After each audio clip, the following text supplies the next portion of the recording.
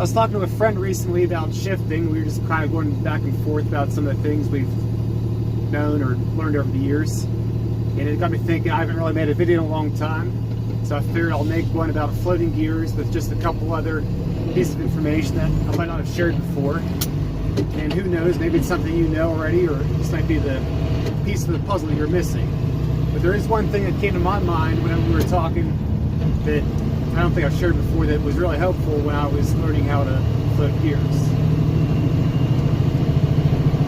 So I would say that would be, obviously you've got all your shifting pattern down, memorized.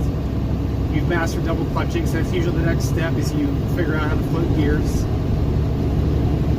Some guys find it really easy, some people find it a little bit harder. But one thing that I think also helps a whole lot is when you're upshifting is you're releasing the throttle, but some people think you have to take your foot off the whole way, and by doing that you actually lose a lot of momentum, or you lose that timing you need just to get the gear, to get it right in gear. So that being said, right now we're currently in 9, probably up to 10, but I'm gonna ease off the throttle, but I'm not gonna take my foot off the whole way. I'll show you what I mean here.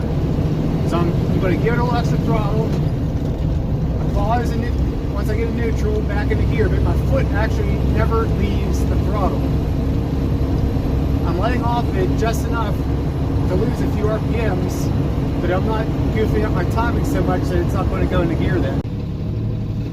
A little upshift here, starting out in 4th, currently I'm on a slight decline, empty. We'll pause into 5th, foot on the throttle, just leaving off gently.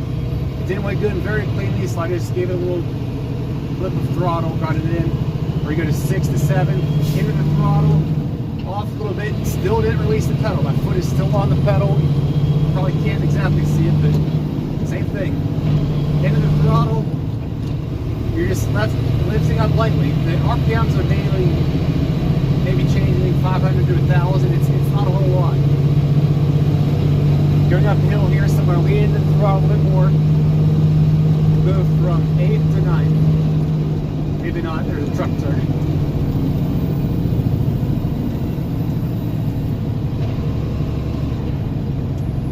Actually, we'll go down to 7th here. We're giving it a slightly higher rev, usually around 2,000 RPMs, to get it to match into the appropriate slots you get into the gear. We'll go back up from 7th to 8th, off the throttle just enough to make the transition. You're pressing down again. Cutting up, it drops, going again. Up to 15, let off, let it drop, 1,000. That's probably even hard to see, the movement is so subtle.